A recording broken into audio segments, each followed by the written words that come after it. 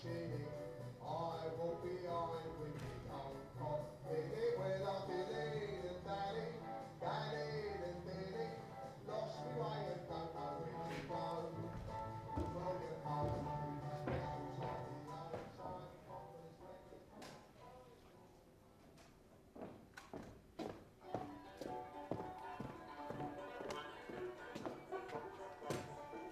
Oh yeah, my old man sits all over the bank, and no dilly-dally on the way. Off with the car with the old wax in it, I will be on with me old coffee.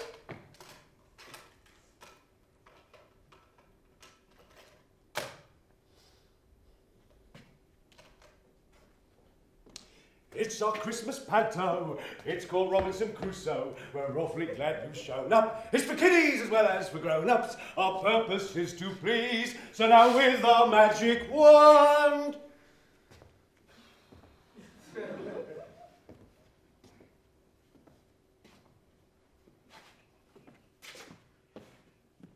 Picture a lonely island on a beach with its golden sand. There walks a single man in the beautiful West Indies.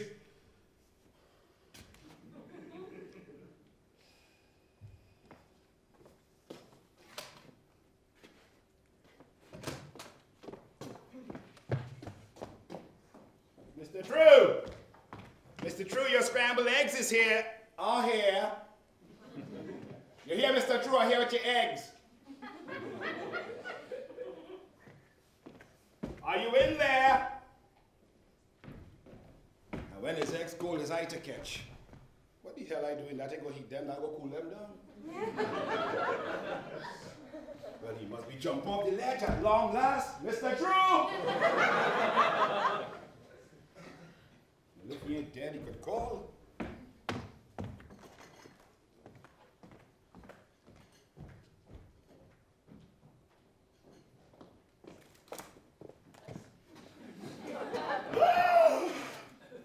Is this the footprint of a naked man or the naked footprint of a man that startles me this morning on the beach with its golden sand?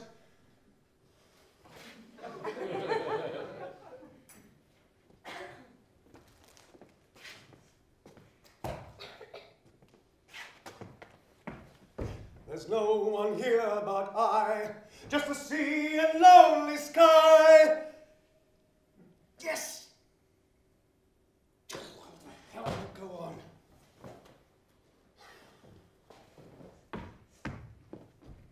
Morning, Mr. True. Breakfast ready? So, how are you this morning, Jackson? Oh, fair to fine. Seas moderate with waves 3 to 4 feet in open waters. And you, sir? Overcast. With sunny periods, with the possibility of heavy showers. By mid-afternoon, I'd say, Jackson. Heavy showers, Mr. True? Heavy showers. I'm so bloody bored I could burst into tears. I'll bring you in breakfast. You do that, Friday. Friday, it ain't go keep. You, Friday, bring me Crusoe breakfast now. Crusoe, hungry. Mr. True, you'll come back with that same rake again. I tell you, I ain't no actor. And I ain't not dressing up and taking off my clothes and playing naked in front of these white people like no cannibal. Carnival, but not cannibal. What white people, Jackson? We're closed for repairs. There's no one here but you and I, apart from the carpenter, if he ever turns up. You ain't seen him today because he was out on a heavy line last night. Saturday, you know. Plus, with the peanuts, you was playing for overtime. All right, then. It's goodbye. Get down off of that ledge, Mr. True. It's a straight drop down to them rocks. All on below there, sonny boy. Daddy's a-coming! Papa's a-coming! Sonny, boy! You are watching the great Harry True and his high wire act. You are watching Jackson Phillip and his disappearing act. I'm not a suicide, Jackson! It's a good act, but you never get to read the reviews. It'll be far too exasperating anyway. What do you mean, Mr. True? Committing suicide in a third world country. You can't leave a note because the pencil's all brick. You can't cut your wrists with the local blades. We're trying we best, sir, since all you're gone. Doesn't matter if we're a minority group, Jackson. Suicide's are taxpayers too. Except it ain't gonna be suicide. They gonna say I push you. So now, fun and dance finished. Breakfast now, sir? I'm rotting from insomnia, Jackson. I've been up since 3, hearing imaginary guests arriving in their rooms. I haven't slept since. I nearly came for a little talk round the back. I keep thinking about the same bloody problem, which is what entertainment can we give the guests? Let me guess, sir, them is casualties. How do you mean? This hotel like a hospital. The toilet catch asthma. The air condition got ague. The front rail balcony missing 4 teeth. And the fridge every minute only dancing Shango. Boogdoo, juk, juk. No wonder the carpenter collapsed. Termites jumping like steel band in the foundations. For $50 a day, they want Acapulco. Try giving them the basics, food, water, shelter. They ain't shipwreck. They pay in advance for the vacation. Very funny. But the ad says tours and nightly entertainment. Well, Christ. After they've seen the mouldy parrot in the lobby and the faded sea fans, they're going to be pretty livid if there's no nightly entertainment. And so would you be. So it's your neck and mine, Mr. Jackson. We open next Friday. Breakfast now, sir, or else it's overtime. I keep thinking of this old panto I co-authored, man, Robinson Crusoe, and I picked up this old script. Now, I could bring it down to your level with just 2 characters, Crusoe and Man Friday. And maybe the parrot, if the horny old bugger could remember his lines. Since we're on the topic, Mr. Troy, I'm compelled to report that parrot again. No, not again, Jackson. Yes. High nigger, correct? Wait, I know your explanation that an old German named Herr Heiniger used to own this place. And when the Marco keep cracking, Heiniger, he remembered the old Nazi and he not heckling me. But it's starting to play a little havoc with my nerves. This is my 5th report. I am marking them down, sir.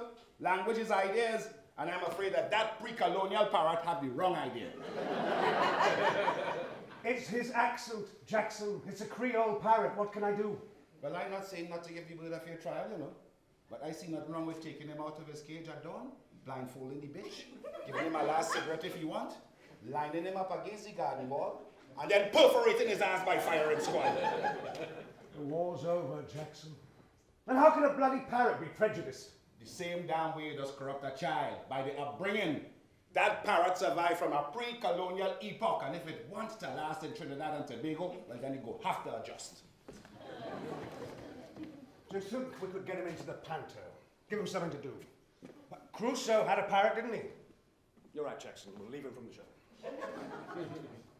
Mr. True, you are a truly, truly stubborn man. I have told you, I am not putting on that old goatskin hat on my head and making an ass of myself for $1 million, and I've said so already. You've got it all wrong. I put the hat on. I'm Robin. Wait. Cut! You know what would give it a heavy irony, a real heavy twist? What, Mr. True? We reverse it. You mean you prepare to walk around naked as your mother making your jock strap, playing a white cannibal in front of your own people? He's a real actor. And you got balls too. Excuse me to even consider a thing like that. Good. Joke finish. Breakfast now, eh? Because I had to go and fix the sun deck since the carpenter ain't reach. All right. Breakfast then. Just heat it a little. Yeah, the coffee must be still warm, but I best I'd make some brand new scrambled eggs. Never mind the eggs then. Just slip in some toast, butter and jam. How long you in this hotel business, Mr. True? Tell no butter, Matt. No sugar. Big strike. Island-wide shortage. We dumped a half a bag.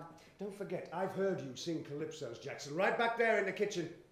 Mr. True, every day I keep begging you to stop trying to make an entertainer out of me. I finish with show business. I finish with Trinidad. I come to Tobago for some peace and quiet. I quite satisfied. Now, if you don't want me to resign, best had dropped the topic.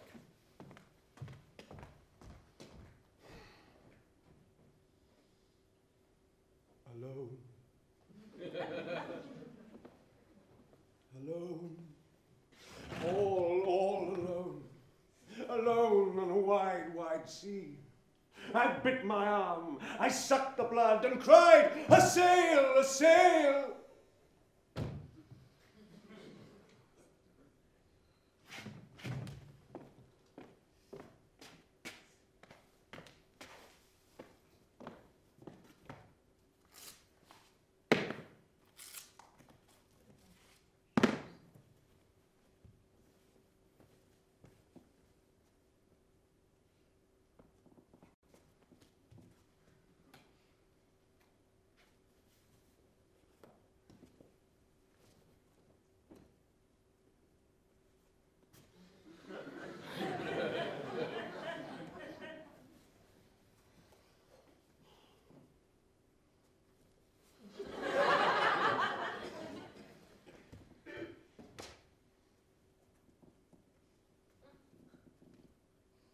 Master.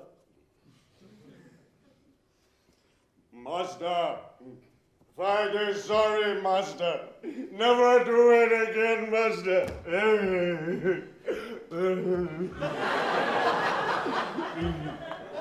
Mr. True, what it is going on here this blessed Sunday morning, if I may ask? I'm feeling what it's like to be Friday. You don't mind putting back on your pants? How can I have breakfast like this? Because I am here, I happen to be here. I am the one serving you breakfast, Mr. True. There's nobody here. Mr. Harry, you're putting on back your pants? You frightened of something? You're putting on back your pants? What are you afraid of? You think I'm bent? Bent? Oh, that is such a corny interpretation of the Crusoe-Friday relationship, boy. My son's been dead 3 years, and I haven't shown much interest in women since, but I haven't gone queer either. And to be a flasher, you need an audience. Mr. True, I am trying to explain that I myself feel like an ass standing up here holding this tree, while you standing up there naked. And that if anybody should happen to pass, my name is immediately mud. So when you put back on your pants, I will serve you breakfast. Actors do this sort of thing. I'm getting into the part. Don't bother getting into the part, get into the pants, please. Why? You've got me worried now, Jackson. Put on your blasted pants, man. You're like a blasted child, you know.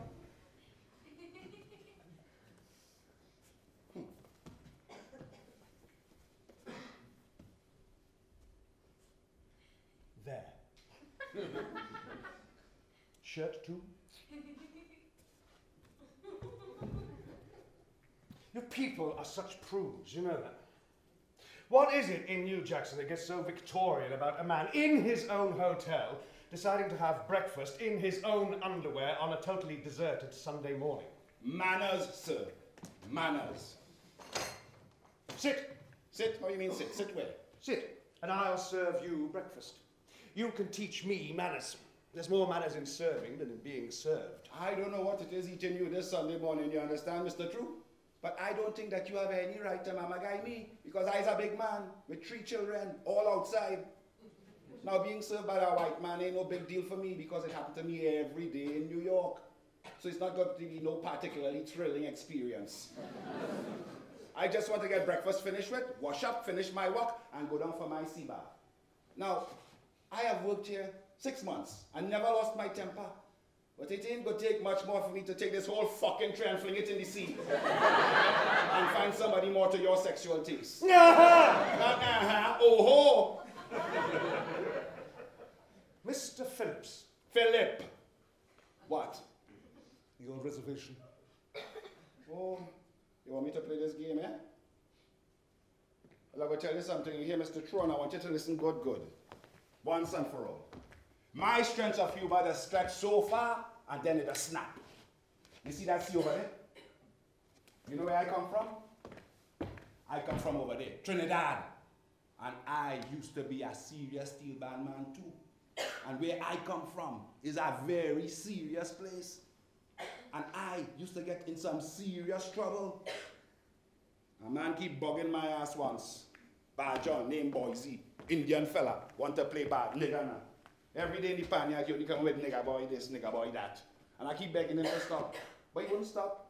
And I keep laughing. And he keep laughing. And both of we laughing. Until one day, I pick up an ice pick. And I walk over to where he and 2 fellas was playing cards. And I nail that ice pick, 3 hands to the table. And I laugh. And I walk away. Your table, Mr. Phillips. Okay then. Until. You want to exchange war stories, lad? I could bore you with a couple of mine. Want to hear? My shift is from 7:30 to 1. I don't smoke on duty. Put on a show in the army once. Ground crew, RAF. A Christmas panto, another one. In what was once Palestine. Yours truly here played the Dame. The Dame in the panto is played by a man. Well, I got the part. But the music, the book, everything, whatever original music there was. Aladdin and his wonderful vamp. I was the wonderful vamp. Terrific response. Thanks to me, music all back down, went down great. Well, there was a party afterwards, and this big sergeant in charge of maintenance started this very boring routine of confusing my genius with my real life. Kept pinching my ass and so on. Well, it got very boring after a while. But he was the size of a truck, mate, so there wasn't a lot I could do except keep blushing and pretending to be liking it. But the wonderful vamp was waiting for him outside. The wonderful vamp and a wrench this big. After that, laddie, it took all of maintenance to put him back together again. That is white man fighting. Anyway, I think the fun and dance done. I would like, with your permission, of course, to get up and go and fix the sun deck. Because never mind the sun deck. I think we have come closer to a mutual respect, and things need not get that hostile. Now sit, and I'll tell you what I had in mind. I take it that's an order? If you want it to be an order, okay, it's an order. It didn't sound like no order. Look, I am a liberal, Jackson. I've done the whole routine. Aldermaston, Suez, banned the bomb, burned the bra, pity the poor packies, etc. I even tried jumping up to the steel band at Notting Hill Gate, and I never thought I'd wind up in the ironic position of having to give orders. But if the new script I've been given says Harry True, hotel manager, then I am going to play Harry True, hotel manager to the hilt, damn it. So sit down, please. God damn it, sit down!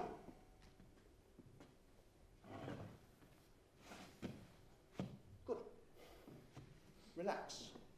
Smoke. Have a cup of tepid coffee. I've been up since 3 this morning, working this whole skit out in my head. Would you mind putting the hat on? It'll help make my point. Come on, it'll make things clearer.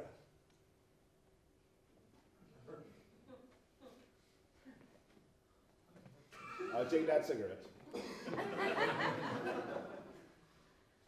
They've seen all that stuff time after time. Limbo, dancing girls, Right. fight. Oh, sorry. We could turn this little place right here into a little cabaret with some very witty acts. Build up the right audience, get an edge on the others. I thought if I could get the material down to just 2 characters, Robinson Crusoe, Man Friday, we could work up a good satire on master-servant, no offense, relationships, labor, management, white, black, etc., making some trenchant topical points. Add that show to a special dinner for the price of a single ticket. You have to have music. Pardon? A show like that have to have music. Just a lot of talk is very boring. Right! But I need someone to help me, and that's where I thought. Want to take the hat off? It ain't bothering me. When you going to make your point? We had that carnival contest for the staff, remember? And you knocked them out improvising. You had the bloody guests in stitches. You ain't started to talk money yet, Mr. Just Harry. improvising with the quattro, and not the usual, welcome to Port of Spain, nice to see you again. And I tell you, artist to artist, I recognized a real pro. And this is the point of the hat. I want to make a point about the hotel industry, about manners, conduct generally, to improve relations all round. So, whoever it is, you or whoever, plays Crusoe, and I, or whoever it is, gets to play Friday. And imagine first the humour of that, and then the impact of that. What do you think? You want my honest professional opinion? Fire away. I think it's shit.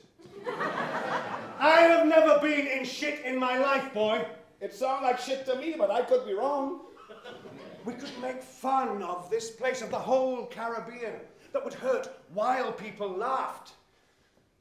You get half the gate. Half? What do you want? I want you to come to your senses.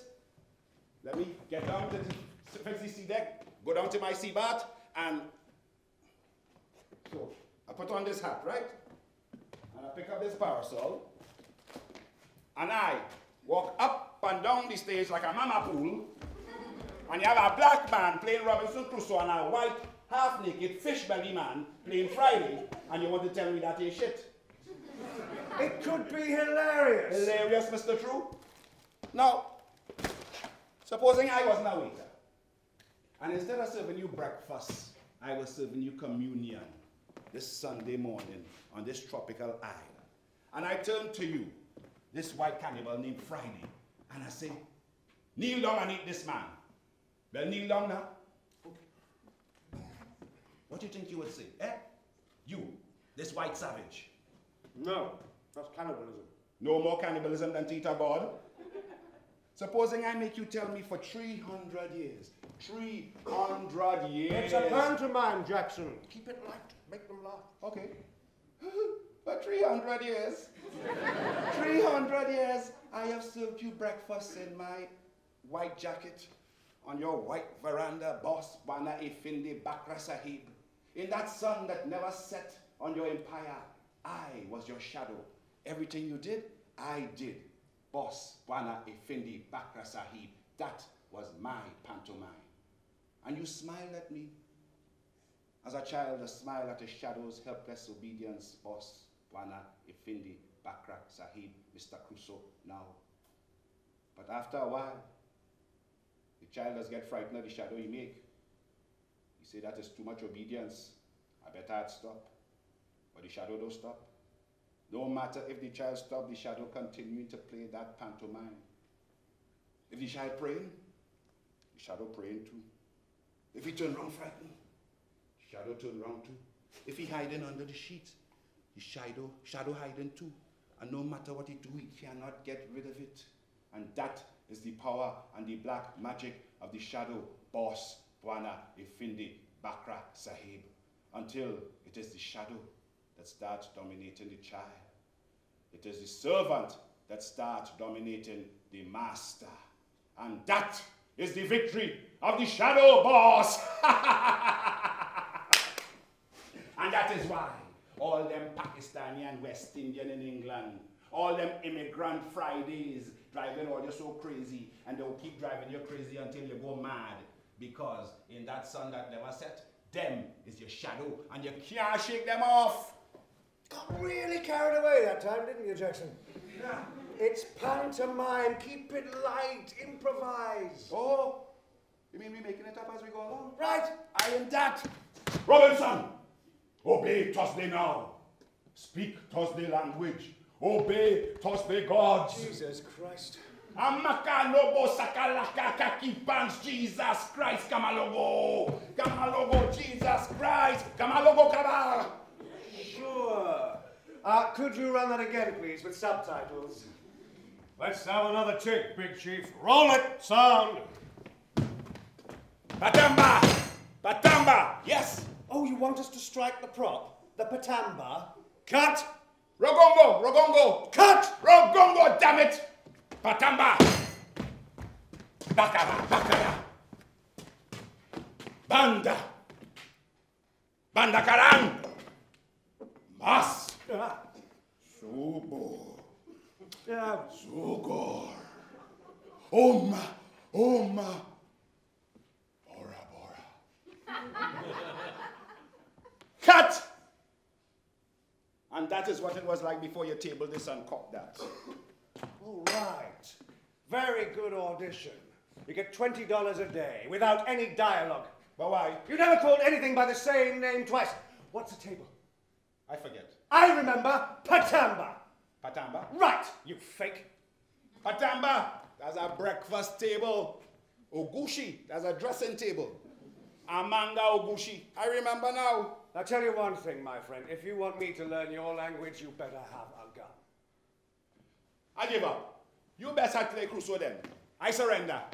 Table, cup, chair, man, Jesus, I accept. I accept. Or you win long time. All right. Improvise then. Sing us a song in your new language, in English, mate. Go ahead. I challenge you. You what?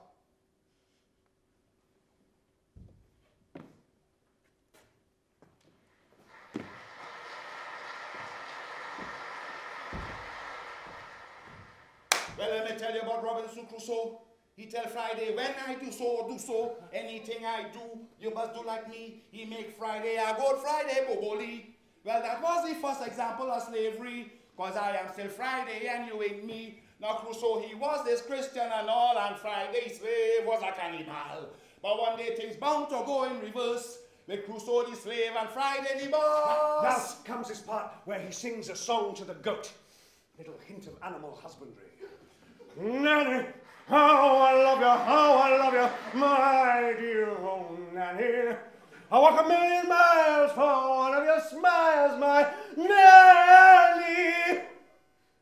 It's a little obscene. Me wife thought so. Knows what I says to her? Obscene. Better to be obscene than not heard. How's that? Very true, I tells you again. Musicals losses, calypso's gain. You see what you start?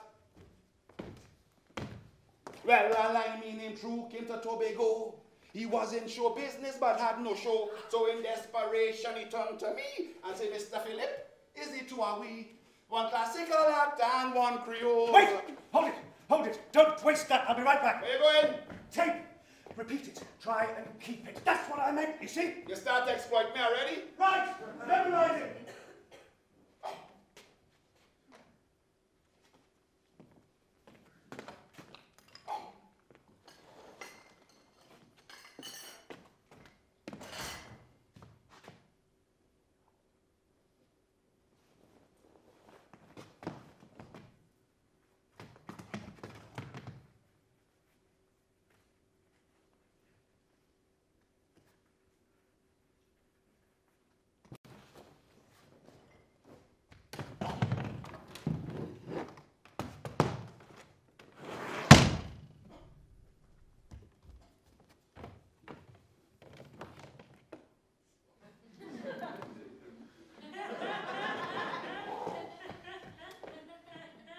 What's this? I'm ready to take the song. What you do? What? What about the song? You'll forget the bloody song. It was a fluke. Listen, if I supposed to help you with this stupidness, you'll have to call it and collaborate a little bit. Now, I was in that boat rowing, and I look up, and I see a big storm gathering, and I wanted a big white seabird bitten inland from the storm. So what's the trouble, Mr. True? Seabird? What seabird? I'm not playing a fecking seabird. Mr. True, I am only asking you to play a white seabird because I am supposed to play a black explorer. Well, I don't want to do it. Anyway, that's the silliest acting I've seen in a long time. And Robinson Crusoe wasn't rowing when he was shipwrecked. He was in a huge boat.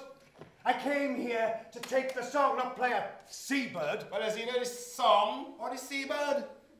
And I don't see any reason why you have to call my acting silly. I mean, we're supposed to improvise. All right, chaps. All right. But after I've played this part, I hope you can remember the song. Now, you better tell me before we keep stopping just what it is I'm supposed to do, how many animals I'm supposed to play, and so on. And when we've got all this part fixed up, then we record the song, right? That suits me. But the point is, whether Robinson Crusoe was in a big boat or not, the point is he gets shipwrecked. Now, if I'm supposed to play Robinson Crusoe my way, I will decide the way in which he gets shipwrecked, okay? Now, Robinson Crusoe is in the boat, rowing, and he looks up, and he sees there is this storm coming. And there is this seabird that is making loud seabird noises, okay? So now, Robinson Crusoe looks up, and there's this storm. And then there's a big wave, and Robinson Crusoe ends up on the beach. Am I supposed to play the beach? Because that's white. Hilarious, Mr. True. You know, I doing you a favor. On this beach, right, there are a lot of goats. And because he's naked and he needs clothes, Robinson Crusoe kills a goat or two. He skins it and he makes some clothes, the umbrella and the hat. So you don't walk around naked for everybody to see. Now, I know that there is nobody there, but there's an audience. So the sooner that Robinson Crusoe puts on some clothes, the better and happier everybody will be. All right? So, I'm going to go back in the boat. I'm going to look up towards the sky. You will please make the loud seabird noises. I will play the wave. I will end up on the sand. You will play the goat. You will come down. I will kill you. I will skin you. I will make the parasol and the hat. And then, I promise you, I will sing the song to the best of my ability, no matter how shitty it is. I said silly. Now listen. Yes, Mr. True? Okay.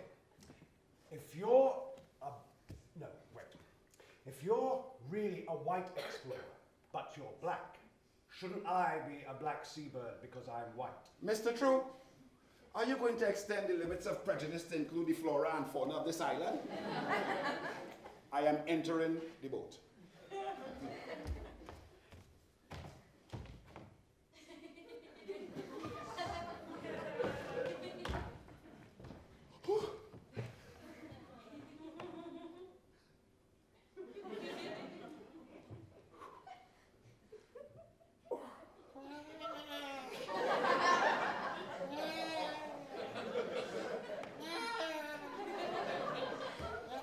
What's wrong?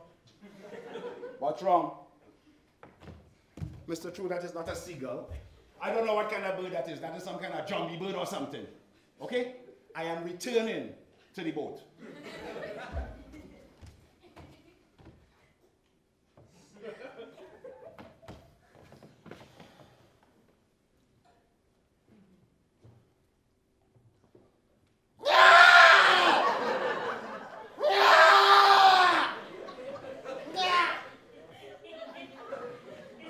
Jackson, wait a minute. Hold it a second. Come here a minute, Jackson.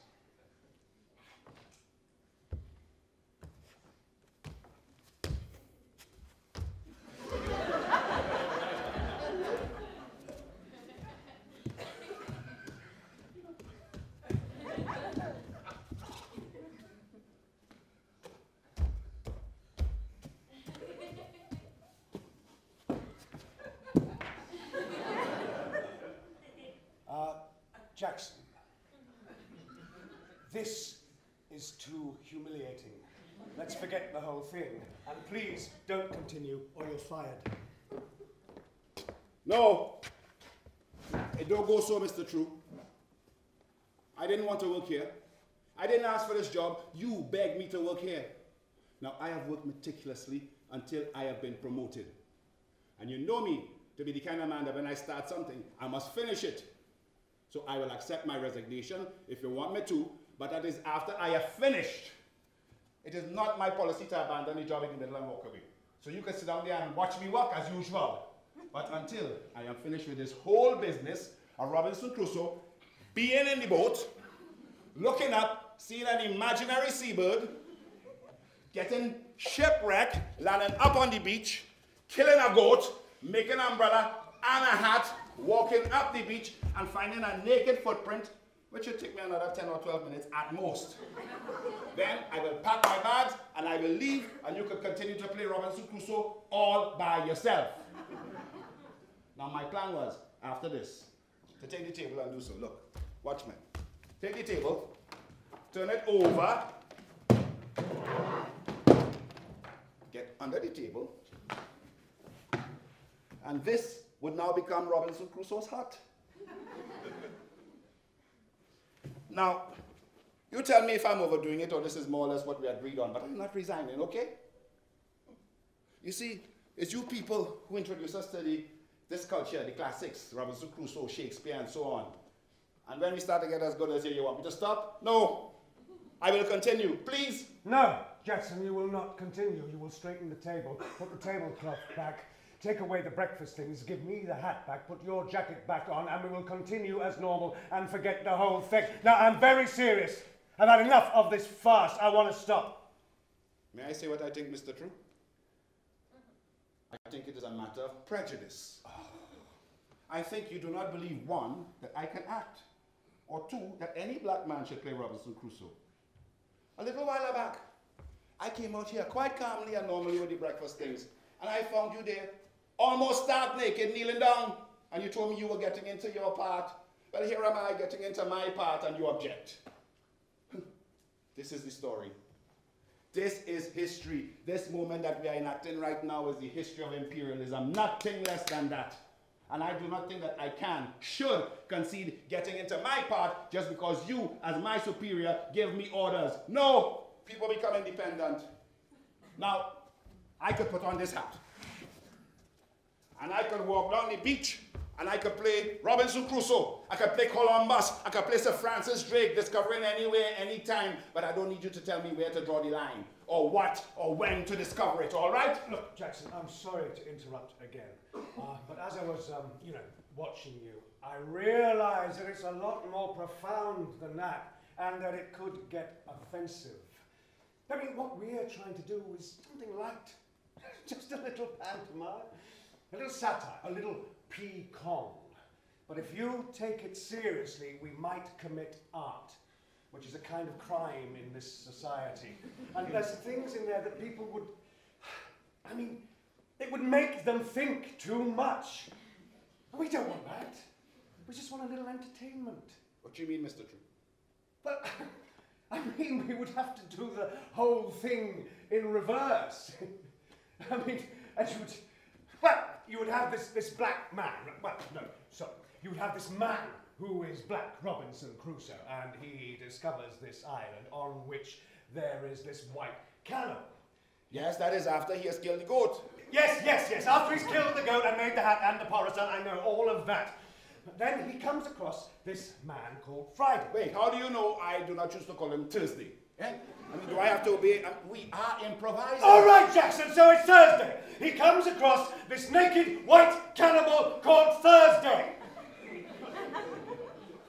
But then, look at what would have to happen. Well, I mean, he'd have to start. But this cannibal is a Christian, right? And he would have to start unlearning his Christianity. I mean, he'd have to be taught by this African that everything he was doing was wrong. That everything he'd been doing for nearly 2,000 years was wrong. I mean, his culture, his civilization or whatever was horrible, was wrong, barbarous. And then Crusoe would have to teach him about Africa, his gods, the Patamba, and so on, and it would all get very, very complicated and ultimately boring, and what we'd have on our hands would be a play. And not a little pantomime. I'm too ambitious. No. It's just that we'd have to reverse the whole thing. You know? But white would become black. Well, you see, Mr. True, up to now, I don't see nothing wrong with that. Well, I do. Huh? And it's not the sort of thing I want. And I think you'd better clean this place up. And I'm going inside, and when I come back, I want this place to be as it was before this whole thing started. You mean you wanted to return to its primal state? Natural? Before Crusoe discovered Friday? You see, that is not history. That is not the world. No. I don't give an Eskimo's fart about the world. I just want this little place here cleaned up. And I think you should go back to fixing the sun deck, and we will forget this whole matter. Righto? Excuse me. Very well then. I take it you don't want to hear the song neither? No. I'm afraid not. That was a rather silly idea. It's all my fault. I'd just like things the way they were. The story of the British Empire. No, it's too late. The history of the British Empire. Now, how do you get that? Well, you come to a place and you find it natural as God make it. And like Robinson Crusoe, you civilize the natives. And then you start to teach them things. And as soon as they start to doing it, you start saying, no, that's not good enough. You stop it. Go back to your role as slave or servant, and I shall maintain my as master, and let's forget the whole thing ever happened. Correct? You would like me to accept this? You're making things very difficult, Jackson. Are you hurt? Have I offended you? No, hurt? No. I didn't expect anything less. It's just that... Just what? It's just that I'm ashamed of making such a fool of myself. I expected a little respect, that's all. I respect you. I just... It's all right, Mr. True. Perfectly all right. No, don't touch anything, Mr. True. Thank you very much. Thank you very much. I'm sorry. It's perfectly all right. Perfectly all right. Do not touch anything, please, Mr. True. Do not touch anything. And that is my order.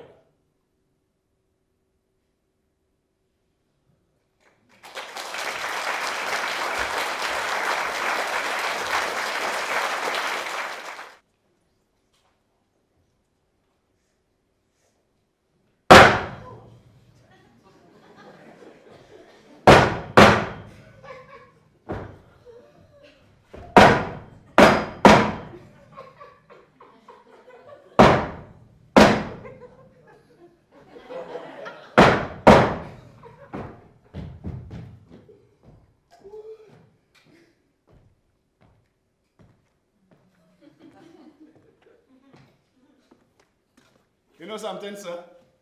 While I was in the back there kneeling up the sun deck, I just stay so and start giggling all by myself. Oh, yes? Why? No, I was remembering a fella, you know. He went for audition for a part once, you know.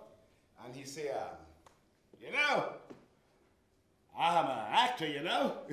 I do all sorts of acting. Classical acting, Creole acting. That's when I start to laugh, you know. I'm going back and fix the deck then.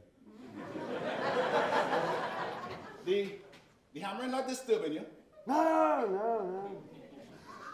I mean, you have to do it, right? You volunteered. The carpenter didn't come, right? Yes. Creole acting. I wonder what kind of acting that is, boy. You Brenner, Magnificent Seven. A kind of Western Creole acting. Picture papa. You tell no English cowboys, eh, Mr. Harry? Something wrong, boy. Something wrong.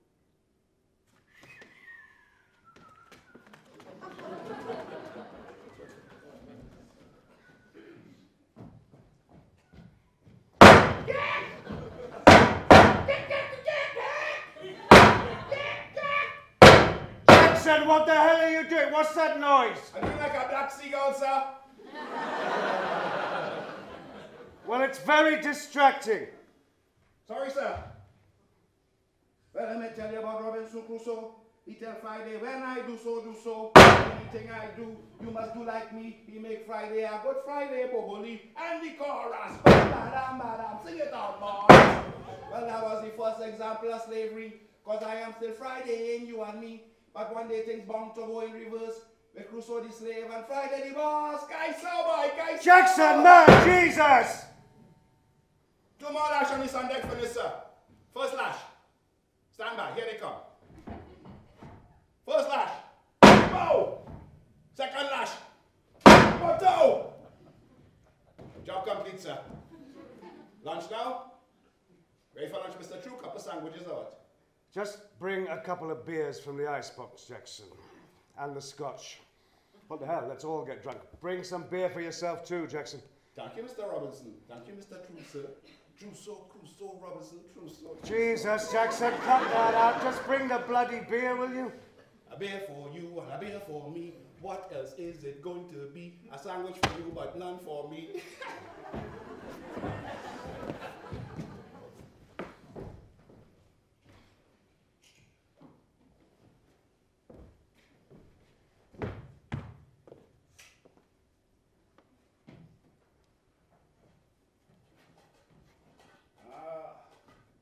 I'm here, sir.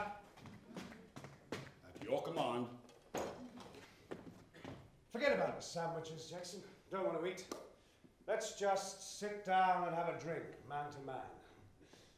That was the most sarcastic hammering I've ever heard. And I know you were trying to get back at me with all those noises and that Uncle Tom crap, so let's have a drink, man to man, and try and work out what happened this morning. I've forgotten about this morning, sir. No, it's going to bother me the rest of the day. I'd even at 1:30. No, but still, let's... Okay. Scotch? I'll stick to beer, sir.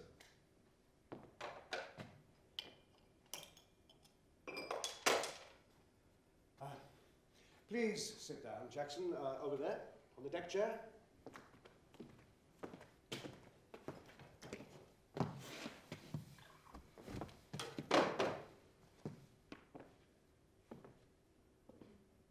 Cheers. Cheers. Cheers.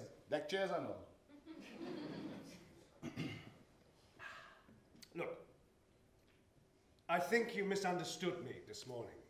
Why don't we forget all about this morning, sir, so I could finish my beer and go down to the sea for my sea bath. And you could spend the rest of the day all by yourself.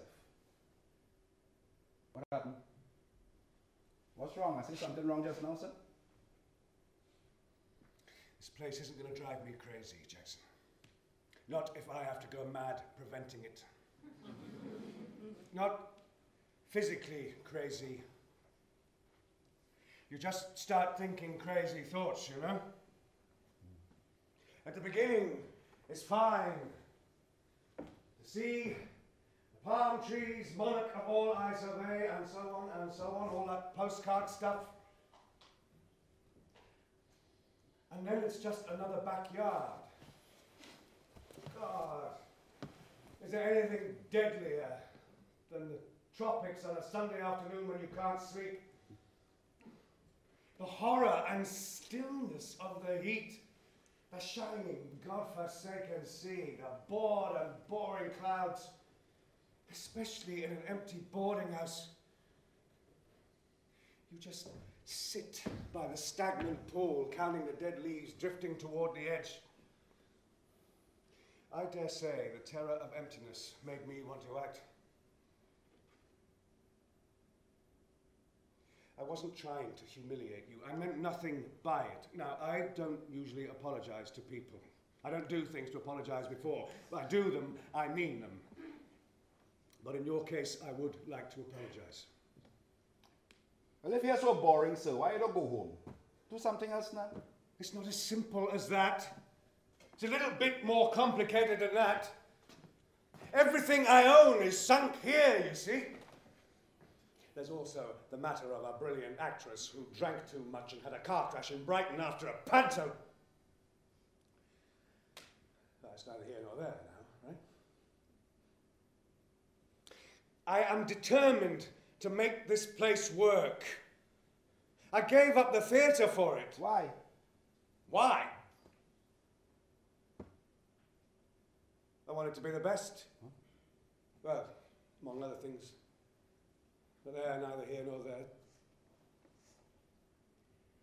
I just want to make this place work, you know.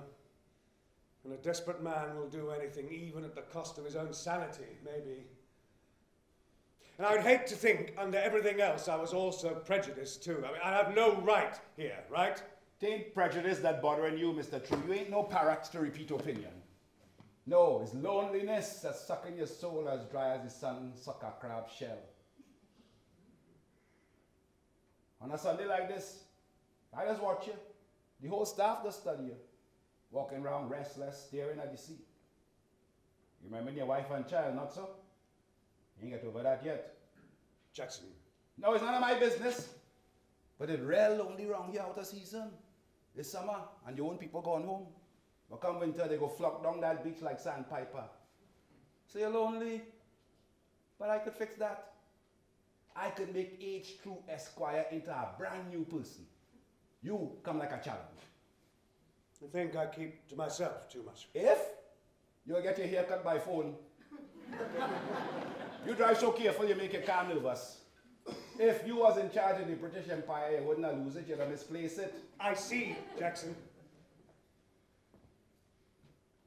But all that could change if you do what I tell you. I don't want a new life, thanks. Same life, different man, but that stiff upper lip go have to quiver a little bit. What is all this? Obeah, that old black magic? Nothing. I could have the next bit. Right, I'm drinking scotch. Nothing. But we will have to continue where we stopped off this morning. You will have to be Thursday. Aha, you bastard!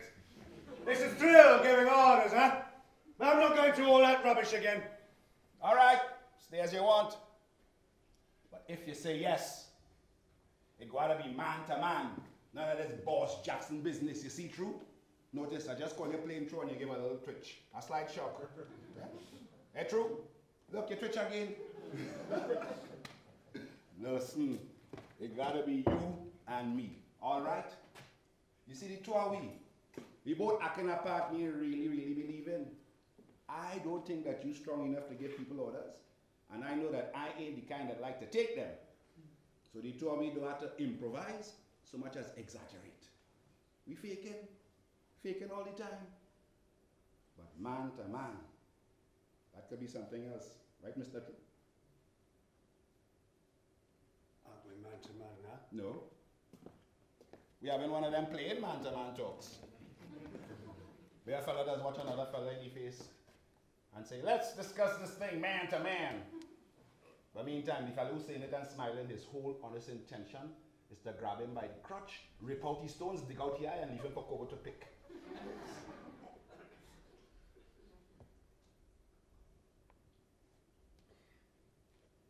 thing this morning had an effect on me. Man to man now. I didn't think so much about the comedy of Robinson Crusoe. I thought what we were getting into was a little sad. When I went inside to have a rest before lunch, before you started all that vindictive hammering. Vindictive? Man to man. Vindictive hammering and singing. I thought maybe we could do it straight, make a real straight thing out of it. You mean like a tragedy with one joke? Or a codomy with none. You mispronounce words on purpose, Jackson. Don't think for 1 second that I'm not up on your game. You're playing the stage nigger with me. I'm an actor, you know. The smile in front, the dagger behind. Well, the smile itself is the bloody dagger. The smile goes with the job, sir. Just like the water in the hotel. I switch it on at 7, and lock it off at 1.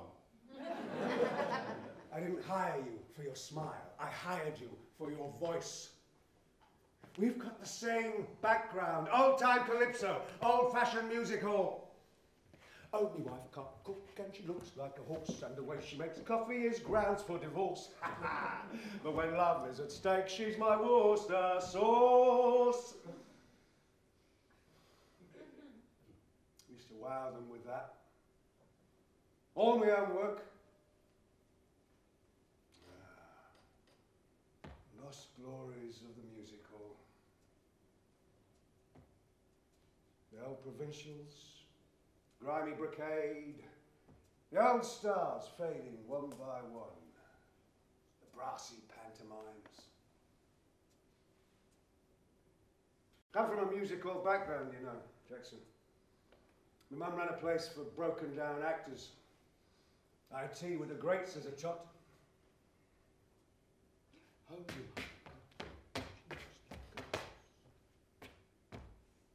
You married, Jackson? I'm not too sure, sir. I'm not sure. That's what I said. I know what you mean. I wasn't sure I was when I was. My wife's remarried. You showed me a photo and the little boy home. But I'm not married. So there is absolutely no hearth for Crusoe to go home to. While you are up there, I rehearsed this thing. Want to read it? What it is? Poetry? No, not a poetry, just a thing I wrote. A speech from the play. Oh, we back in the play again. Almost. Want to read it?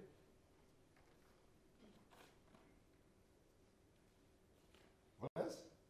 Yes. No offence now, man to man. If you were doing Crusoe, this is what I thought you might read. You want me to read it, right? Yeah. Oh, silent sea. Oh, wondrous sunset that I've gazed on 10,000 times. Who will rescue me from this complete desolation? All of this? If you don't mind. Don't act it, just read it. No offence.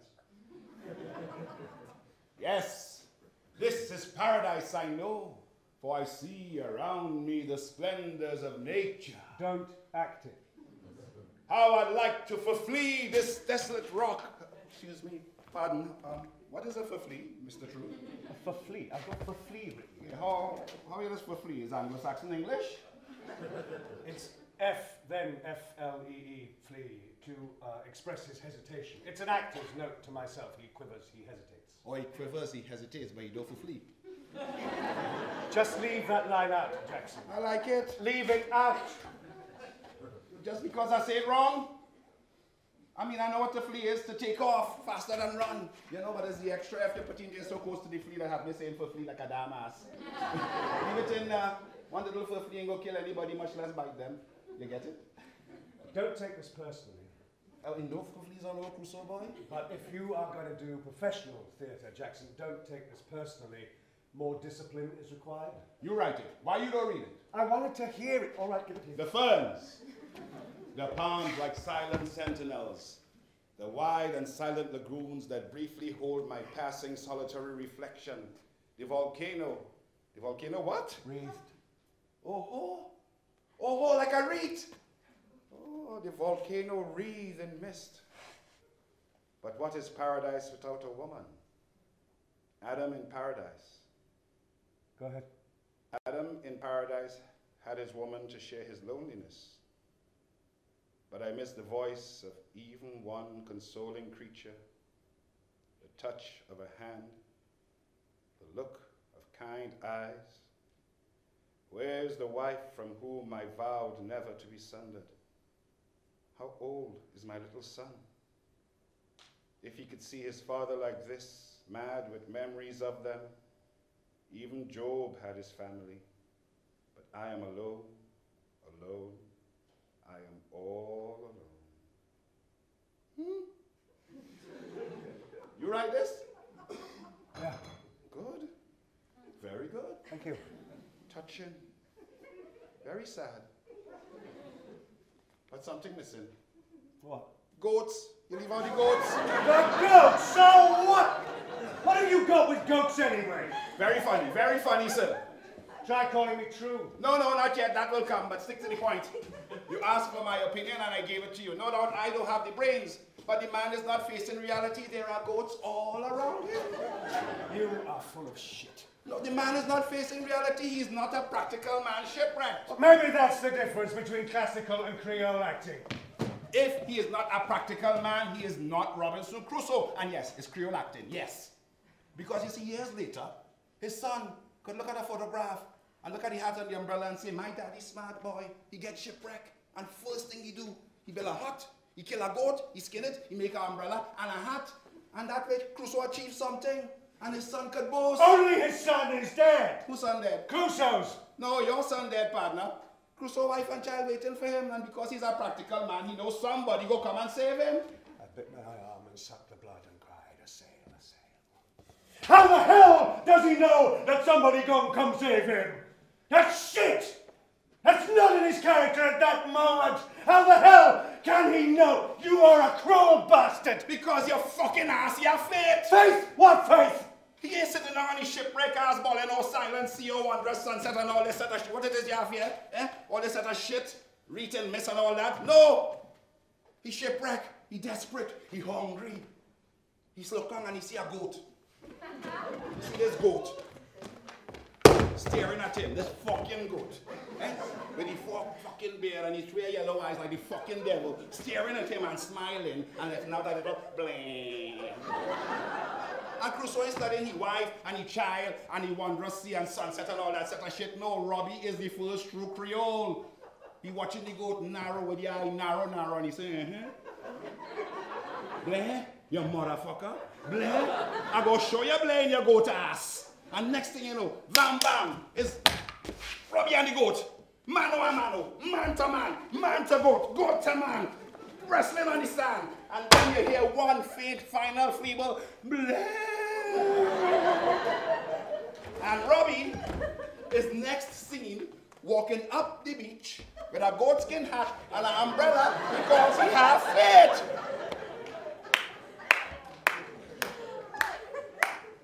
Bravo. You're the Christian, I'm the cannibal. Bravo. Well, if I just hammer sarcastic, you just clap sarcastic. Now I will not pee. I think I'm joining. So because I want to pee, you want to pee too? Subliminal suggestion. Monkey see, monkey do. You're the bloody ape, mate. Your people just came down from the trees. Say that again, please. I think I'm going to keep that line. Oh, is rehearsing? I thought you were serious. Go have your pee, I'll run over my monologue. No. You know what? It's best you go and take a pee too, because while you rehearsing, it could be on my mind that what you really want to do is take a break and pee. So you better go together then. We'll call it the pee break. Off you go. How long are you going to be? You people take forever. You know, maybe you should hold up a sign or make a signal or something so I can know when you're serious or you're joking. So I can know not to take you on. I would say 5 minutes. 5 minutes? What is this, my friend? Niagara Falls? Look, you want a time, man? It will take me. I don't just pee for peeing sake, you know. I treat it like a ritual. It will take me at least 40 or 50 seconds to walk around by the servant toilet. Hold on. Wait, hold on, you hold on. And then, there's at least a minute. and then another 50 seconds to walk back, or maybe even more, because after a good pee, a man does be in a mood, both ruminative and grateful that the earth has received his libation. Wait a second. Jesus Christ, so give me a chance now. That is almost 2 minutes. And inside them 2 minutes, it has such solemn and ruminative behavior as the opening of the fly, the looking upwards or downwards, the ease and relief, the tender shaking, the solemn tucking in like you're putting a little baby back to sleep, then the reverse zipping or buttoning up depending on the pants, and with the self-congratulatory washing of the hands, looking in the mirror for at least half a minute, and then wiping of the hands like if you are a master surgeon, just finished a major operation, and then you walk back. You said that. Any way you look at it, it's going to be under 5 minutes. And the reason I... Listen, look, you want to time it? So I'm not, I'm not going to go slow, wasting my employer's time or something, but I know that it will take me 5 minutes, unless like most white people, you don't flush, apart that I forget.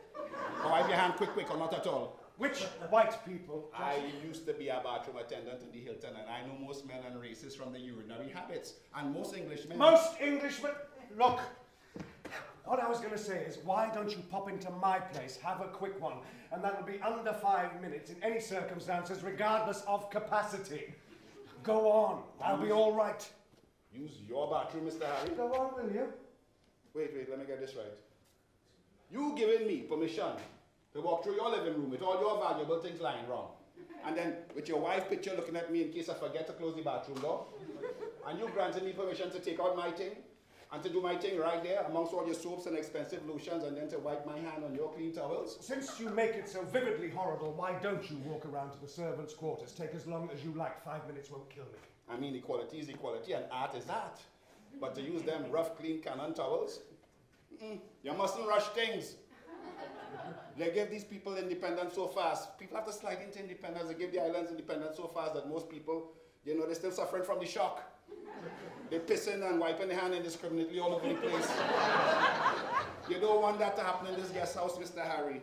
So look, let me take my little 5 minutes as usual, and you could, if you want to, just go to your place, and I'll go to mine, and let's keep it that way for now, until I could use your towels without feeling a profound sense of gratitude. And you could, maybe if you wanted to, a little later, walk round the outhouse by the dark, and put your foot in the squelch of those who miss the pit by the outhouse. You know that charming old outhouse that so many tourists love to take Polaroids of? Without feeling degraded, and we could respect one another as artists. But I appreciate the offer. But kindly excuse me, I'll be back in 5. You've got logorrhea, Jackson. You're running your mouth like a parrot's arse. But don't get sarcastic with me, boy. No, my problem is, Mr. Harry, I really mean what I say. You're pretending indifference to this game, aren't you, Jackson? But you managed to manipulate it your own way. Now you get to spew out all that bitterness in fun. Well, let's get things straight around here, my friend. You're still on duty. And if you stay out there too long, your job's on the line. Now you have exactly 3 minutes to get there and back, which leaves 2 minutes left to come back and straighten this place up. It's a bloody mess. Bloody mess, eh? That's correct. I'll try to be back in 5, Guana, otherwise the mess could get bloodier. I once saw a sign on a lavatory in Mobile, Alabama, colored. But I didn't have no time limit. Funny, eh? Ape! Mimic! 3 bloody minutes!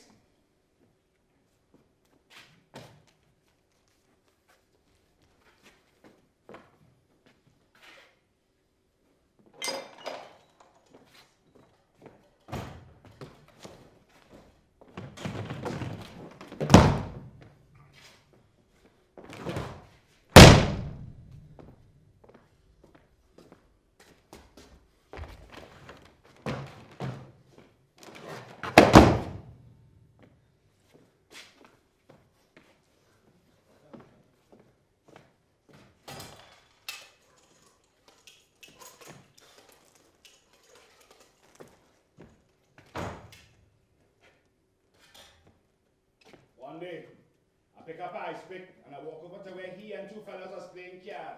And I nail that ice pick through his hand to the table. And I laugh.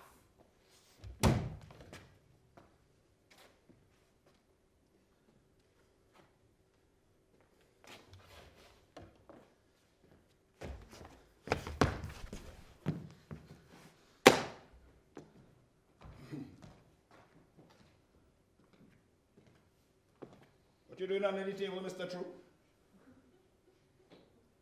True? You all right? Harry boy? You cool? Oh. I speak time then.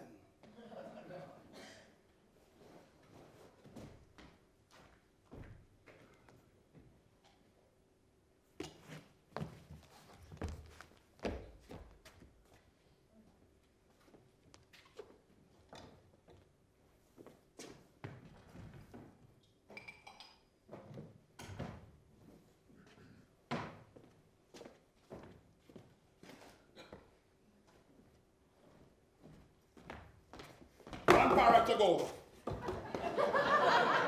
Or you eating it here?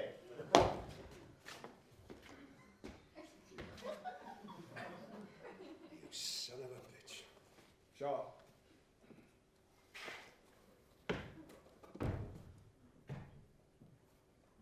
First bath in 5 years. Savage! What you struggling for? We not strangling Buana. Him choke on prejudice. I nigger! I nigger! People create nothing. You imitate everything. It's all been done before, you see. A parrot, you think that's something? It's from the seagull. It's from Miss Julie. You can't ever be original, boy. That's the trouble with shadows. They can't think for themselves, right? So you take it out on a parrot. On your African sacrifices, is it? Run your mouth, Harry. Run your mouth. Hi, nigger! Hi, nigger! I wouldn't get under there if I was you, Jackson. That was my idea. That's my property. That's my table. What else is yours, Harry? Eh? This whole fucking island? Them days done, boy. The costume's mine as well. I'd like them back, please. Suit yourself.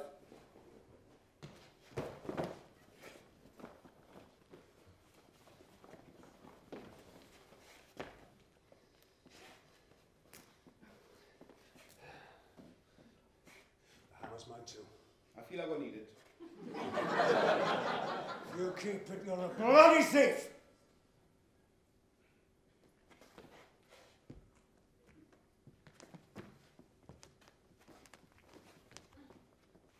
Button, Master Button! Friday bad boy! Friday wicked nigger! Friday naughty fucking! Oh, mercy, Master, mercy! Oh, God, over there! Oh, God, oh. Oh, yeah,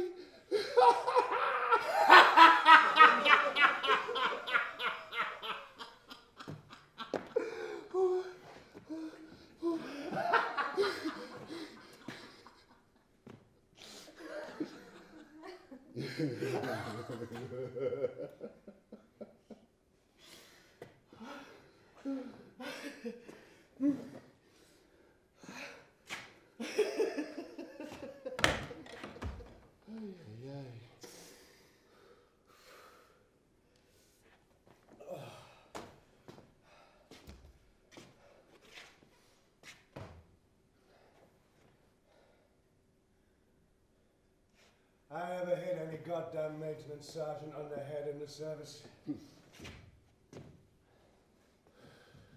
I never hit anybody in my life. Violence sickens me. I don't believe in ownership. If I'd been more possessive, more authoritative, I don't think she'd have left me. I don't think you ever drove an ice pick through anybody's hand either. That was just the two of us acting. Creole acting? But don't be too sure about the ice pick. I'm sure. You're a fake. You're a kind man and you think you have to hide it. Lots of other people would have taken advantage of that. That's the difference between master and servant. The master servant shit finish. I'll bring a beer for me. There's no more beer. Want to sip of scotch? Anything.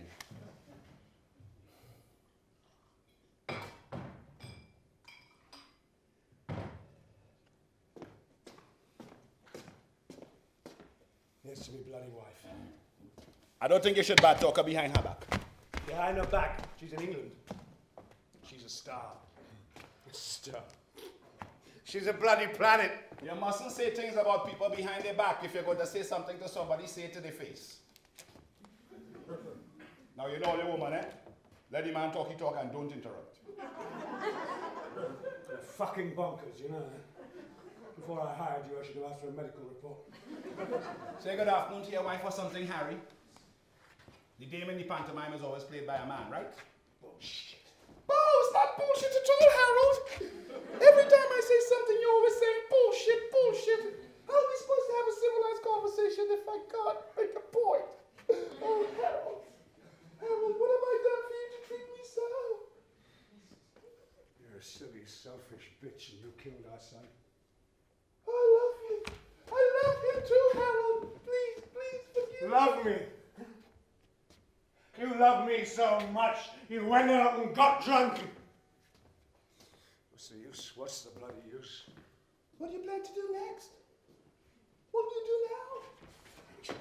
now? Next, I'm gonna go somewhere where I can get pissed every day and watch the sun set, just like Robinson bloody Crusoe. My face is my fortune. Your face is your fortune, huh? I'll kill that Jackson. I'll name the smirking bitch. Help! Help! British police! My husband's trying to kill me! Help! Somebody help me, please! Harold, have you gone mad? Get down from there, you melodramatic bitch! You're too conceited to kill yourself! Then push me! Why don't you come and push me if you hate me so, Harold? Push yourself! Never needed my help. Go on, jump! Will you forgive me before or after I jump? Forgive you! Okay then. Goodbye! Aaron, stop! I forgive you!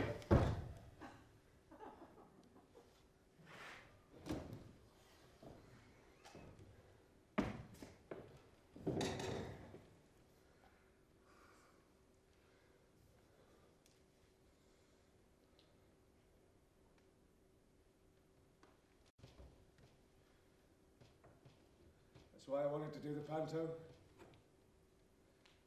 To do it better than you ever did. You played Crusoe, Ellen. I was Friday. Black bloody grease paint that made you howl.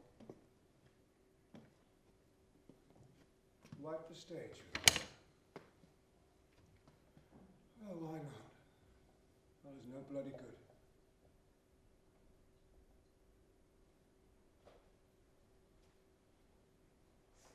Come back to the play, Mr. True. It's Jackson. You was playing Robinson Crusoe, remember? Master, Friday here. You finished with the play? The panto? Crusoe must get up. He have to make himself get up. Man must live. And then, after many years, he sees this naked footprint that is the mark of his salvation. The self-same moment I could pray. And ta-ta-ti-tum-tum. The albatross fell off and sank like lead into the sea. Oh, my memory. That is not Robinson Crusoe. That's the rhyme of the ancient mariner. Mariner. Marina. Mariner. The rhyme of the ancient mariner, so I learned it in 4th standard. It's your country, mate. Is your language partner. I stand corrected. You didn't see English crazy, I could sit down and say I stand corrected.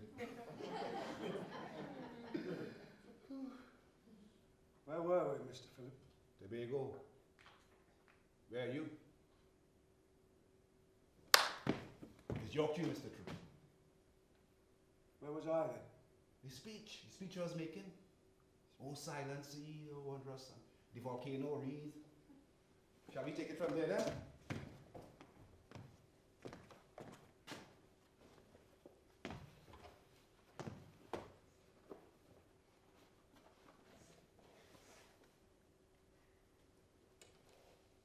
The paper. I should remember it. I wrote it, but prompt. Creole or classical? Don't make joke.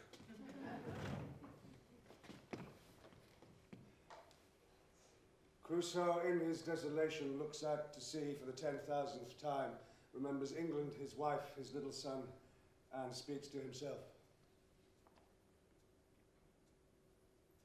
Oh, silent sea, a wondrous sunset that I have gazed on 10,000 times. Who will rescue me from my complete desolation? This is paradise, I know, for I see all around me the splendors of nature. The ferns, the palm trees like silent sentinels, the broad and silent lagoons that briefly hold my passing solitary reflection. A volcano wreathed in mist.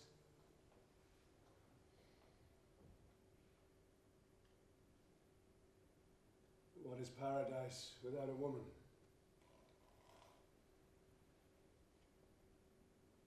Adam in paradise had his woman to share his loneliness. Loneliness? But I miss the voice. But I miss the voice of even one consoling creature. The touch of a hand, the look of kind eyes.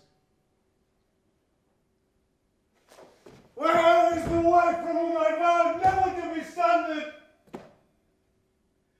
How old is my little son?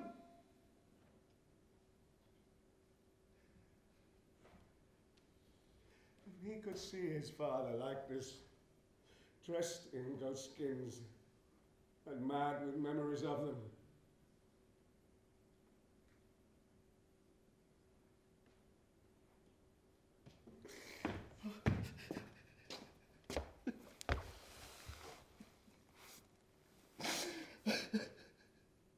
You know you're crying. I'm acting. I don't believe you. I feel you're crying. Nobody could act that good. How do you know? Are you an actor? Maybe not, but I cry already. Okay, I was crying. For what? For what? I got carried away. But you're laughing now.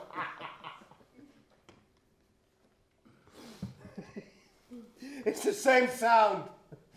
If I turn my back, you can't tell the difference. Don't make joke. It's an old actor's trick. All right. I'm crying now. All right.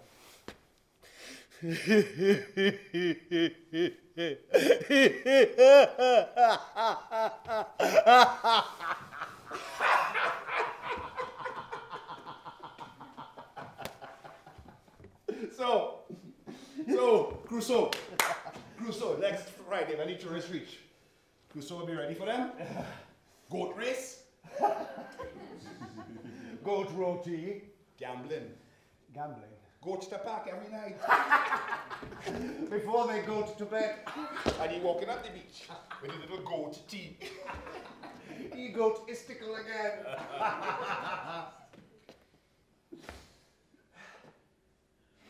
You alright, Mr. Prue? I'm fine, Mr. Philip. You know?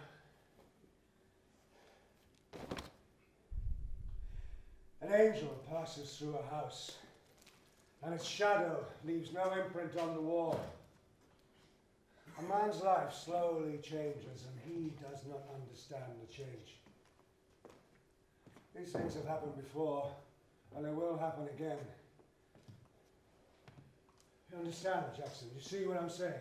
You were making a molehill out of a mountain, but I think I follow your partner. You know what all this make me realize? What? I'm going back to the gift that is my God-given calling. I benign resign. You fire me with inspiration. Kaiso is my true work. Kaiso is my true life.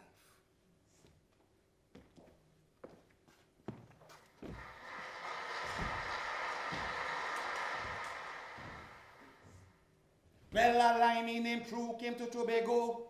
He was in show business but had no show. So in desperation he turned to me and said, Mr. Philip, is it true are we?